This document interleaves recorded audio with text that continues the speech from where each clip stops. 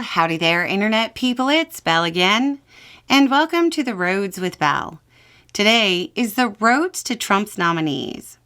So, a number of Trump's nominees have had their hearings, and we're going to run through the highlights of each and see if there's anything we can pick up on from the hearings. Okay, so we're going to start off with Pam Bondi. This is Trump's pick for Attorney General. Bondi was asked about the prosecution of Trump's political enemies. She didn't give a straight answer and simply said she wouldn't answer hypotheticals. She was asked repeatedly about a 2023 appearance in which she said, quote, "The prosecutors will be prosecuted. The bad ones. The investigators will be investigated." She was asked if she would be independent and had the independence to tell Trump that he lost in 2020. She said it was a gotcha question. When she was asked about a number of Trump's public statements, she said she wasn't familiar with them, which was definitely read as a dodge. She was asked about Trump pardoning January 6 defendants. She said that it was at the president's discretion. Some people are saying that was a dodge, but really, it's a simple statement of fact.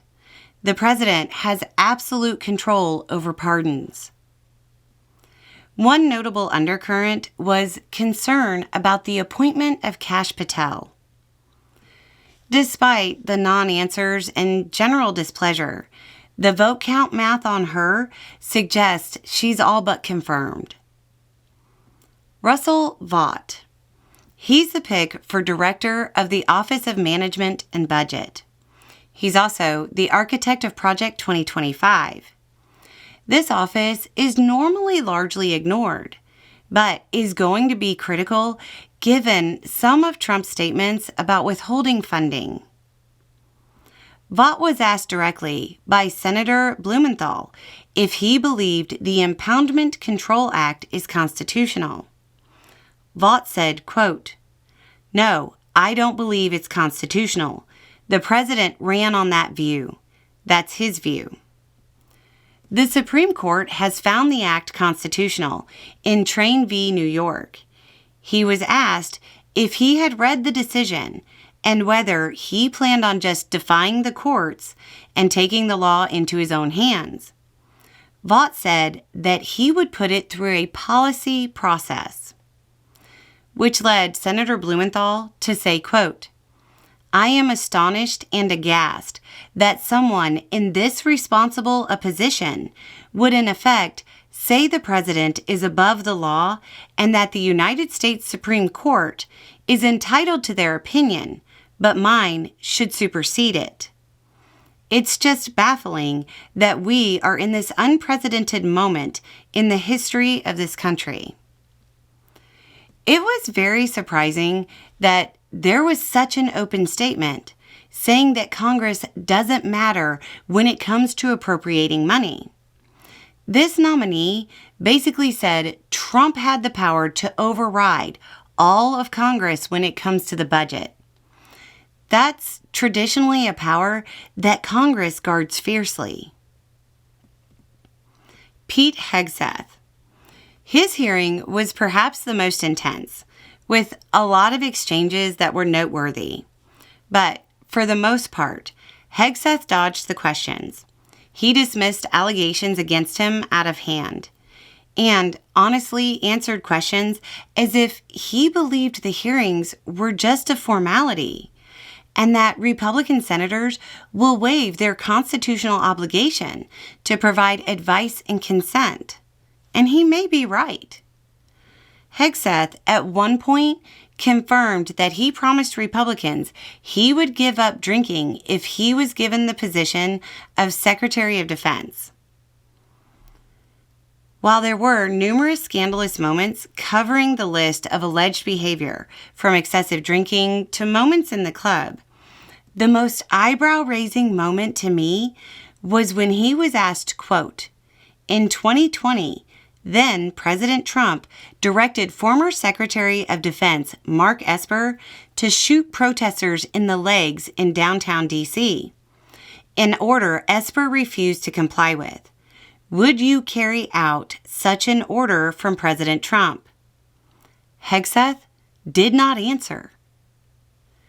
Heth also seemed to suggest he wouldn't necessarily abide by the Geneva Conventions.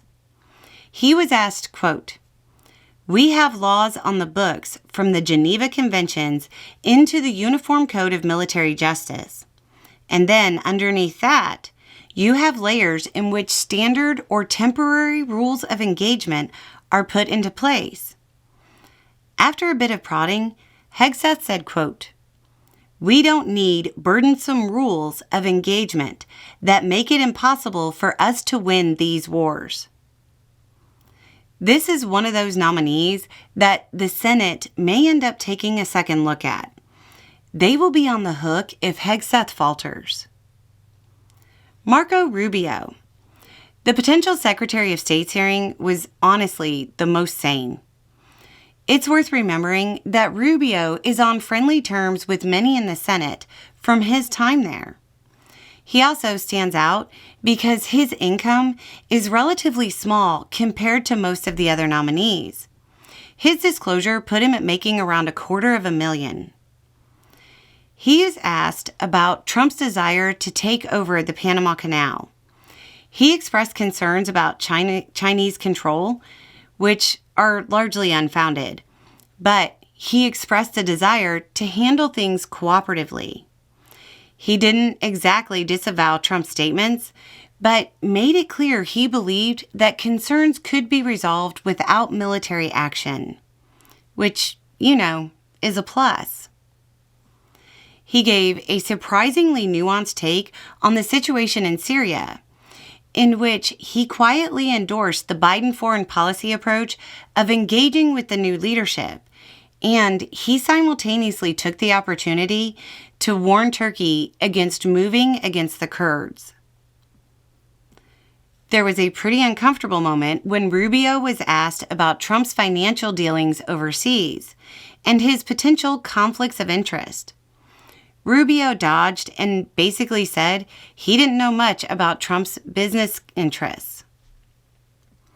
He described China as the most potent and dangerous near-peer adversary the U.S. has faced, and also took a swipe at Elon Musk's activities in China. There were also a few interruptions to the hearings from activists, but overall, the hearings were what was expected, with the exception of what appears to be an almost certainty on the part of the nominees that Republicans in the Senate will abandon the Constitution and their obligations under it. There are more hearings coming, including some of the more controversial ones, and we'll keep you posted on that as we know more information about their schedule. Again, traditionally, most nominees are approved, but most nominees don't act like they're entitled to confirmation. So, there you go. A little more information and a little more context, and having the right information will make all the difference. Y'all have a good day.